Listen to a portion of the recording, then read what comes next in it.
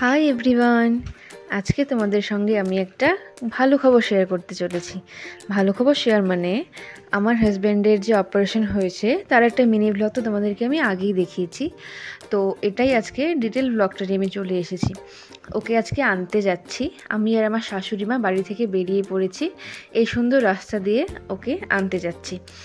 আর আনতে যখন যাচ্ছি মনটা আমাদের আজকে এত ভালো আছে, তাই ভাবলাম আমাদের ডুয়ার্সের প্রাকৃতিক সৌন্দর্যটাও তোমাদের সঙ্গে আজকে শেয়ার করি।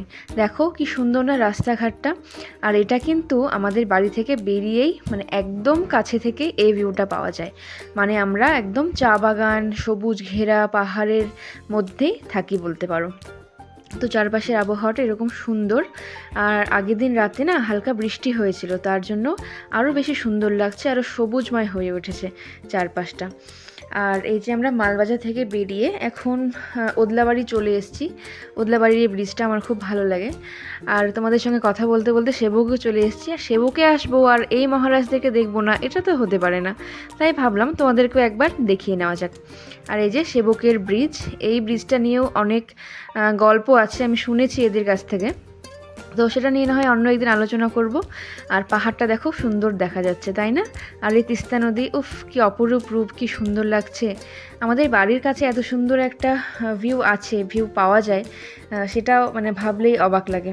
আর আমাদের ছাদ থেকেও না মাঝে মধ্যে খুব ক্লিয়ারলি পাহাড়গুলোকে দেখা যায়, খুব ভালো লাগে। তবে যাই হোক, এটা হচ্ছে আমাদের ডুয়ার্সের সৌন্দর্য। আর গল্প করতে করতে আমরা চলেই আসলাম হসপিটাল। আর আমার হাজব্যান্ড রয়েছে 4th ফ্লোরে। তো আমরা উঠে গেলাম, আর তখন না লিফটটা বন্ধ ছিল, সেই জন্য কষ্ট করে সিঁড়ি দিয়ে উঠতে হলো আমায়। তবে যাই হোক, আমরা খুব তাড়াতাড়ি করে পৌঁছে যাওয়ার চেষ্টা করছি। ওকে কখন দেখতে পাবো। তো এই যে আমরা ওর ক্যাবিনে চলে আসলাম। এবার ওর হাতের ওই স্যালাইন চেম্বারগুলো সব কিছু খোলা হচ্ছে। আর এই যে নার্স বোনটা দেখতে পাচ্ছ, এই প্রত্যেকজন নার্স যে কজন ছিল প্রত্যেকজনই খুব ভালো সার্ভিস দিয়েছে, খুব ভালো বিহেভিয়ার, খুব সুন্দরভাবে কথা বলছিল।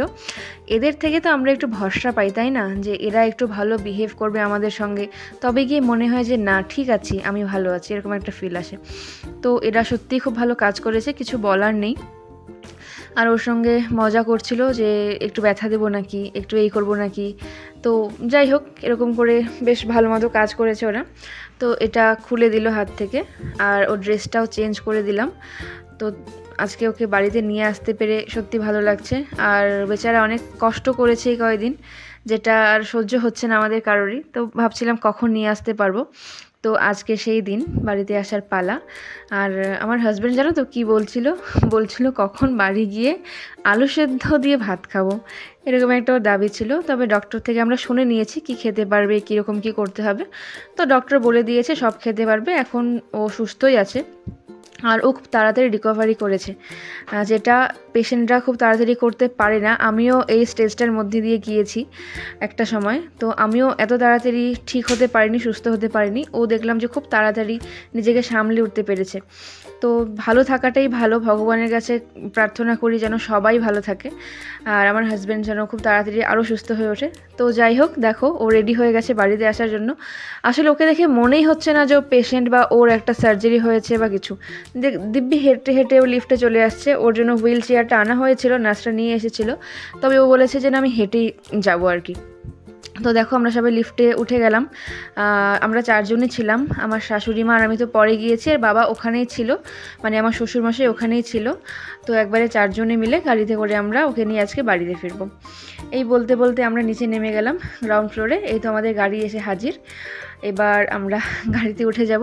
আর নার্সিংহোমের প্রত্যেকজনের বিহেভিয়ার খুব ভালো লেগেছে, ওদেরকে আমরা অনেক থ্যাংক ইউ বলে টাটা বাই বাই করে চলে এসেছি। আবার একদিন যাব, তখন আবার ওদের সঙ্গে দেখা হবে। আজকের মতো ভিডিওটি এ পর্যন্তই। তোমাদের কেমন লাগলো অবশ্যই জানিও, আর আমার চ্যানেলটিকে প্লিজ একটু সাবস্ক্রাইব করে দিও। বাই।